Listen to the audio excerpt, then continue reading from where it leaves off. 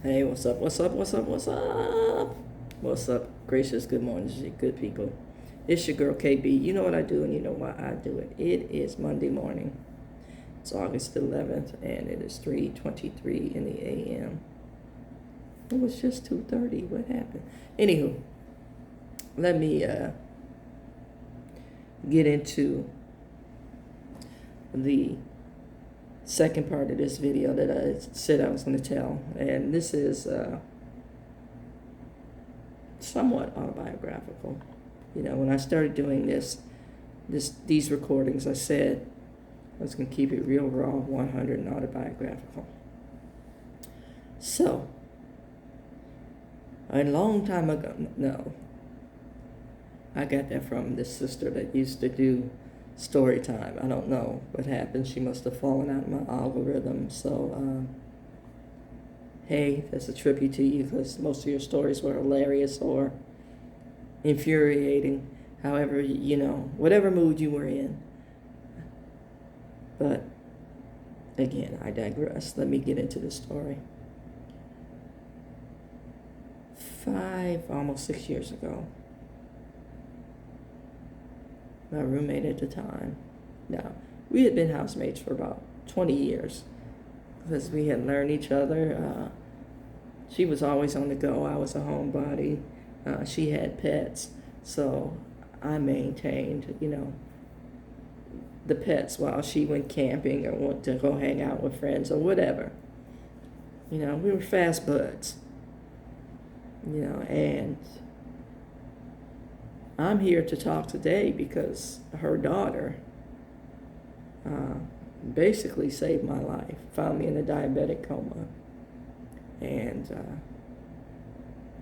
I got to the hospital ASAP. Normal blood sugar is 100, between like 90 and 100. Mine was 1300. So I'm real sensitive to certain things that have sugar. Yeah, and my blood sugar is high today because I dared to have a soda. You know, I had a little upset stomach and grabbed the soda, and my blood sugar's been jacked up for 2 days, so I have to flush my system. But I digress. So, housemate of 20 plus years, let me know, you know, after her stepfather passed, that her mother had some cognitive issues based on aging. It was just simply aging.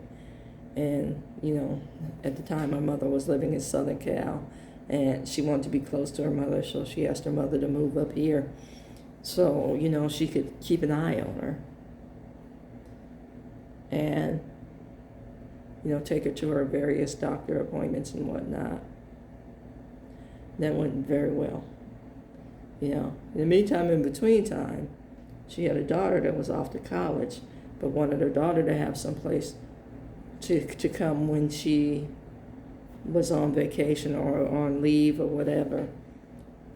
So she basically needed the whole house, and I understood having, you know, a mom that had dementia at the time, you know, and I moved out, you know, to make space. No harm, no foul. And I had moved in with an individual that I thought was a friend. And basically what it was, I was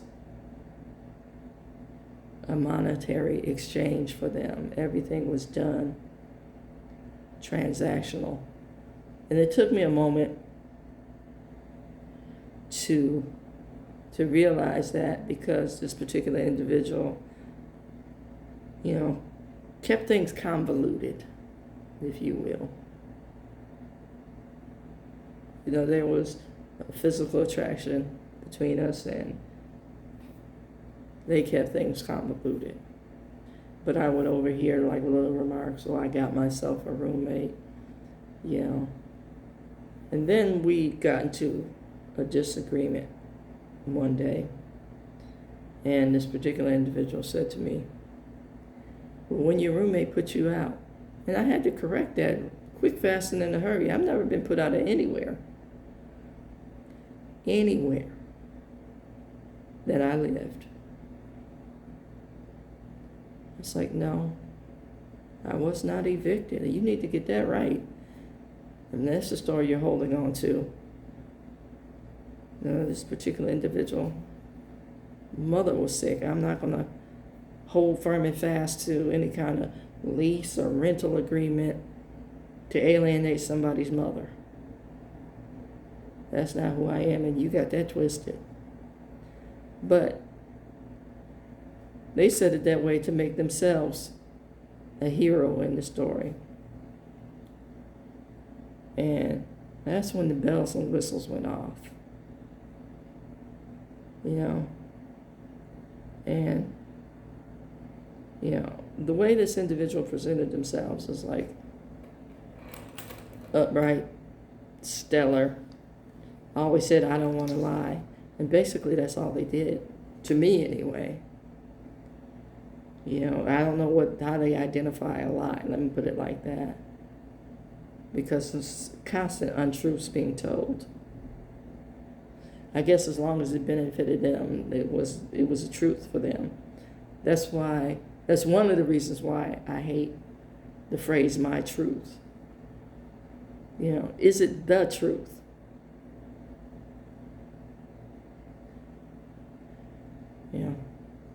Tell your truth. Is it the truth? Because your interpretation of things may be off to benefit you.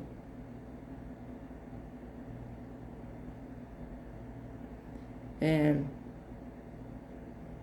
my vision and my steadfastness to certain things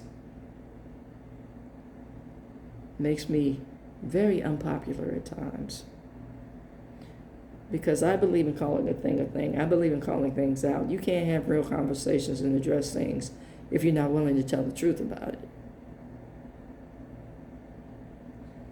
So, you're telling your truth. Emotionally, you lack accountability. You're projecting. Because I'll be the bad guy in every story and go on and live my life, as opposed to, this dysfunctional truth or living a lie. And I'll tell you who I am and what I've done, because no one can tell it like I can. Now, this is the same individual that has twice accused me of something that I did not do. And I'm wondering how many other, campaigns I allegedly led in this individual's life. And the final straw, and I spoke about this on TikTok, was I noticed that there was a new person on my viewership, and then viewed my profile and then started following me. Funny enough, this individual had the same name that the person that I moved in with had started seeing. And I'm thinking, why are you so interested in following me? I have not spoken to you in some years now. Now all of a sudden this individual pops up. When you had the opportunity to speak to me in person, when you were dipping and diving and didn't give a damn, you didn't.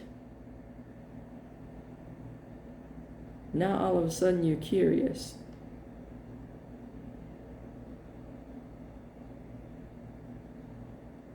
because the same thing has now happened to you. We have nothing in common. You didn't have my best interest at heart. Go away. Go somewhere, heal, and grow the hell up. That part. Just messy.